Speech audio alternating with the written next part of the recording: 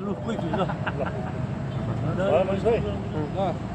साहब आज रवि लामीसँग भेट्न नसकेको कार्यक्रममा आउनुभयो लामै समय बस्नुभयो साहब के कुराकानी भयो रवि लामीसँग के भन्नुहुन्छ तपाईँले के सोध्नुभयो भनिदिनुहोस् न होइन मलाई चाहिँ जुन रवि लामी छानेमाथि यो सहकारीको काण्ड लाग्यो नि त यो काण्डको बारेमा जति उहाँलाई चाहिँ थुनछेक र केरकार भएको देख्यो सारा विश्वले राष्ट्रले मलाई त्यसमा अचम्म लाग्यो क्या यो के भएको होला भन्ने कुरा चाहिँ फर्स्ट ह्यान्डमा म जानकारी लिन चाहन्थेँ त्यही कुरा मैले सोधेर सविस्तारमा उहाँले आफ्ना कुराहरू भन्नु लामै समय बस्नुभयो डाक्टर साहब भित्र लामो समय हामीले पुऱ्याएपछि डाक्टर साहबलाई अरू के कुराकानी गर्नु साहब तपाईँले रवि लामीसँगलाई के भन्नु मैले त्यही भने मलाई हामीलाई यो बारेमा भन्न एकदमै असहज भयो केही न केही आधार बिना त तपाईँलाई यो सब गरेको नहुनु पर्ने निष्ठाका साथ इमान्दारीपूर्वक भन्नुहोस् न यसमा भएको के हो किनभने मलाई वास्तवमा कन्फ्युजन छ क्या किनभने अब यत्रो 1 वर्ष भइसक्यो थुनछेक गरेको 4वटा 5 चाहिँ अदालतहरूमा विषय गएको छ अब कहिले चाहिँ टक्कु जेल बनाएको छ कहिले चाहिँ भैरवा जेल बनाएको छ अनेक कुराहरू भएका छन् त्यहाँभित्र पनि बढी कडाउ भन्ने कुरा छ केही त आधार होला के हो यसमा यसमा चाहिँ मेरो अरू कारणले होइन म अब एउटा अनुसन्धानको विद्यार्थी पनि भएँ मैले आफै फर्स्ट ह्यान्ड यसमा के भएको रहेछ भन्ने कुरा चाहिँ जानकारी लिउँ भन्ने हिसाबले म त्यहाँ आएको थिएँ र यिनै कुराहरू अहिले उहाँले के भन्नुभयो उहाँले चाहिँ फेरिस्त बताउनु भयो र यो पूर्णतः प्रतिशोध हो सत्ताको खेल हो र खास गरी गिरिबन्धु र यो भुटानी शरणार्थी प्रकरणमा जसरी उच्च स्तरको नेतृत्व मण्डली जोडिने जस्तो देखा पर्यो र त्यसलाई मैले जसरी चाहिँ अनुसन्धानको विषय बनाएँ मुख्य कारण थियो डाक्टर साहब जस्तो रवि लामी छानेले अरू के विषयमा यहाँसँग कुराकानी गर्नु मुख्य त त्यही नै हो र त्यति कुरा भन्न लामो समय लाग्थ्यो किन वर्ष दिनको कुरा थियो अरू सबै प्रकरणहरू थिए अब उहाँसँग सम्बद्ध हिजोका कुराहरू थिए त्यसपछि सार्वजनिक जीवनमा आइसकेपछिका कुराहरू थिए हिजोको कुरालाई लिएर मैले कस्तो जवाफदेहिता लिनुपर्ने सार्वजनिक जीवनमा आइसकेपछि मेरो कस्तो जिम्मेवारी हुने त्यो दुईवटा कुराको बिचमा जुन लक्ष्मण रेखा हुनुपर्ने हो त्यो लक्ष्मण रेखा मैले मेन्टेन नगरेको भए मलाई थप जे भने पनि एउटा अर्कै कुरा हुन्थ्यो तर मैले त्यो लक्ष्मण रेखा उल्लङ्घन नगरेको अवस्थामा म माथि प्रतिशोधपूर्ण व्यवहार नहुनु पर्थ्यो दुर्भाग्यले त्यो चाहिँ म माथि भयो र मैले त्यति बेर पनि भनेको थिएँ जुन अहिले भयो नेपालको राजनीतिमा जुन अप्रिय परिणाम आइलाग्यो यस्तो हुन्छ खास गरी ठुला 2 राजनीतिक दलहरू सत्तामा रहनु भनेको लोकतन्त्रको लागि राम्रो हुँदैन यसले नराम्रो परिणाम दिन्छ यसले मलाई चाहिँ अप्ठ्यारोमा पार्न खोजेको पनि अन्ततः तपाईँहरू यसमा जाकिने खतरा हुन्छ यो नगर्नु भन्ने कुरा मैले सम्झाउन खोजेको थिएँ उहाँहरूले सम्झिनु भएन तपाईँले देखिरहनु भएको छ आज कुन नियति उहाँहरूले बिहोर्नु पर्यो मलाई मात्रै बर्बाद पार्न खोज्दाखेरि आफूहरू उहाँहरू स्वयं नै बर्बाद भएको कुरा मैले त पहिल्यै देखेका थिएँ तर उहाँहरूले जबरजस्ती गर्नुभयो अब राष्ट्रले यस्तो क्षति बिहोर्यो अब भोलिका दिनमा चाहिँ यी कुरा नगरिदिए किनभने जनताको भावनाबाट अहिलेको सरकार आएको छ जनताको भावना अनुकूलको काम नगरिदिने हो भने यस्तो सरकार आउनुको अर्थ पनि केही हुँदैन किनभने दलीय सरकार भन्दा पनि यो नागरिक सरकार भएको छ नागरिकमाथि जे अप्ठ्याराहरू परेका छन् ती अप्ठ्याराहरू नपुकाउने हो भने नयाँ सरकार आउनुको पनि केही अर्थ हुँदैन त्यतातिर चाहिँ समग्रमा हेर्छ मलाई नै अनुसन्धान गरे पनि केही छैन तर यसलाई प्रतिशोधपूर्ण तरिकाले हेर्नुको सट्टा सामग्रिक तहरले हेरिदियो भनेदेखि त्यो राम्रो हुन्छ मलाई व्यक्तिगत फाइदाको कुरा चाहिँ अपेक्षा छैन र भन्नु पनि केही छैन तर समग्रमा यसमाथि चाहिँ पुनरावलोकन गरियोस् भन्ने कुरा चाँडै न्याय प्राप्त हुन्छ भन्ने अपेक्षा चाहिँ छ तर मेरो जोडजुलुम यसमा केही पनि छैन भन्ने कुरा चाहिँ उहाँले प्रस्ताव रवि लामिछानेको चाहिँ आत्मबल उहाँको अनुहारमा उहाँको उत्साहमा उहाँको कुराकानीमा त्यही कमजोरी आत्मबल पर्याप्त थियो यतातिर लाग्यो त्यो पहिलो प्रश्न बुझेँ आत्मबल पर्याप्त थियो जस्तो यो आजको तपाईँको भेटघाटले अलिक बढी अर्थपूर्ण तरिकाले यो कारणले पनि हेरिएको छ कि तपाईँ रासोपासँग पनि जोडिने सम्भावना छ त्यसका रूपमा पनि आजको भेटघाटले हेरिएको छ यो विषयमा पनि चर्चा भयो कि भएन के भन्नुभयो तपाईँले होइन त्यसमा उहाँको अभिप्राय चाहिँ तपाईँले स्वतन्त्र रूपमा रहेर जुन भूमिका खेल्नु भएको छ हाम्रो विचारमा अब चाहिँ सङ्गठित रूपमा भूमिका खेल्ने समय आयो जस्तो लाग्छ तर तपाईँले गर्ने निर्णय तपाईँको हुन्छ हाम्रो हुँदैन भन्नुभएको छ तपाईँले चाहिँ के भन्नुभयो अब मैले यसमा सोच्नुलाई भनेको छु सम्भावना कतिको छ अब राजसभामा अहिले त सहमति नजिक जाने कुरा गर्ने अनि राजसभामा नजोडिने चाहिँ त्यो तरिकाहरू ट्रेन्ड चलिरहेको छ। तपाईँको चाहिँ के हो, आज त्यही विषयमा संवाद गर्न आउनु भएको कि यस अगाडि संवाद भएको थियो कि थिएन कि? संवाद भएको थिएन, हाम्रो भेटघाट चाहिँ भएको हो, तर यस हिसाबले चाहिँ भएको थिएन। अघिल्ला अन्तर्वार्ताहरूमा मैले रासोपालाई लखेट्ने जुन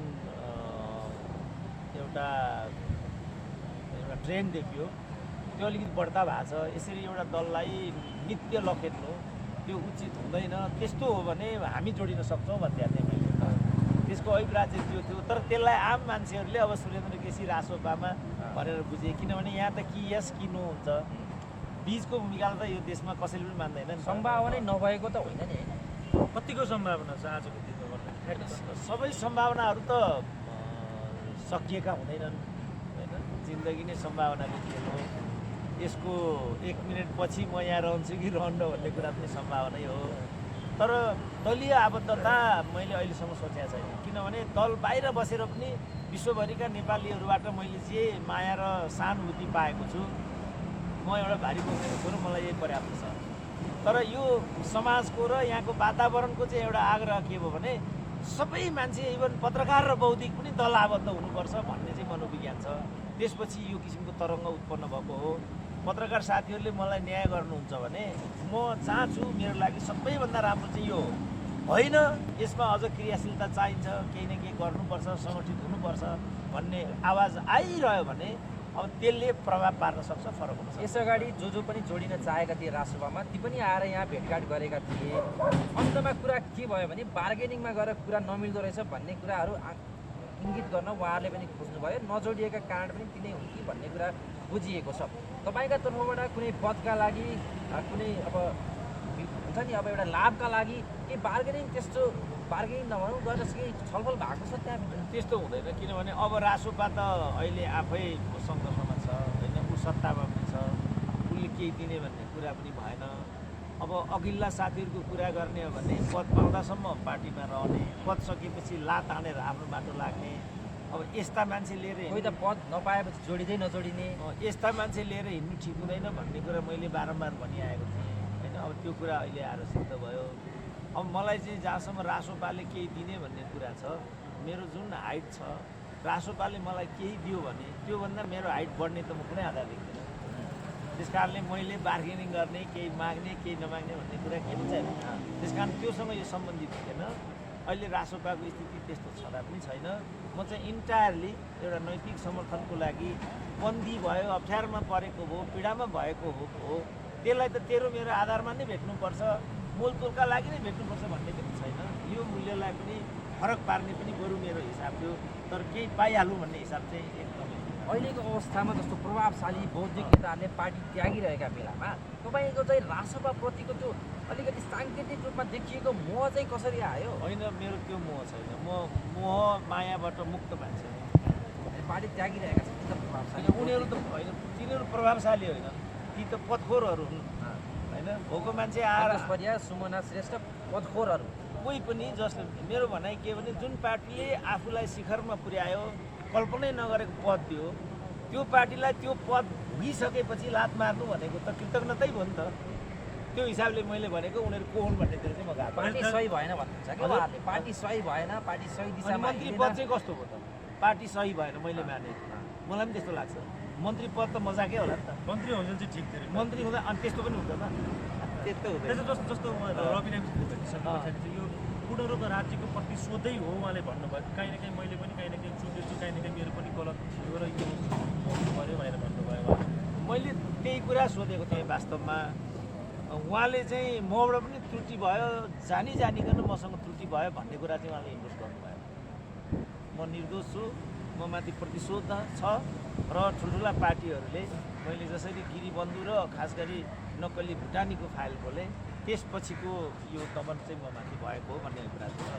यो अहिलेको राजनीतिको सबैभन्दा खुसी कतिको खुसी हुनुहुन्छ उहाँ रवि लामी, जुन अहिलेको राजनीति त्यसमा अन्तरिम सरकार त्यसको खुसी देख्नु भयो? त्यसमा उहाँले के भन्नुहुन्थ्यो, यो हुन्छ भन्ने मैले पहिल्यै उहाँहरूलाई वार्न गराएको थिएँ, उहाँहरूले त्यो कुरा मानिदिनु भएन। अब त्यसको परिणाम चाहिँ अहिले आइलाग्यो। त्यसमा हामीलाई लखेट्नुको सट्टा आफ्ना कमजोरीहरूतिर उहाँहरूले रिएक्ट गरिदिनु भएको भए राम्रो हुन्थ्यो। त्यो नगर्नाले आज यो हो भन्ने खालको थियो उहाँको। डाक्टर साहब जस्तो अब आगामी निर्वाचन अन्तिममा फागुन 21 गते निर्वाचन छ, त्यो निर्वाचनपछि डाक्टर साहबलाई राष्ट्रसभाको सांसदको रूपमा देखियो भने अचम्म नमाने हुन्छ। अनि त्यो त अब राष्ट्रिय सभा चाहिँ हामीहरू जस्तो बौद्धिकहरूको लागि हो। अहिलेसम्मको राष्ट्रसभामा त राष्ट्रिय सभामा नजाने भनेको छ, त्यो त नलिने त्यही। अब त्यो मैले भनेन एजे होल रासोपै भन्ने कुरा आएन, बौद्धिकहरूको लागि राष्ट्रिय सभा हो क्या।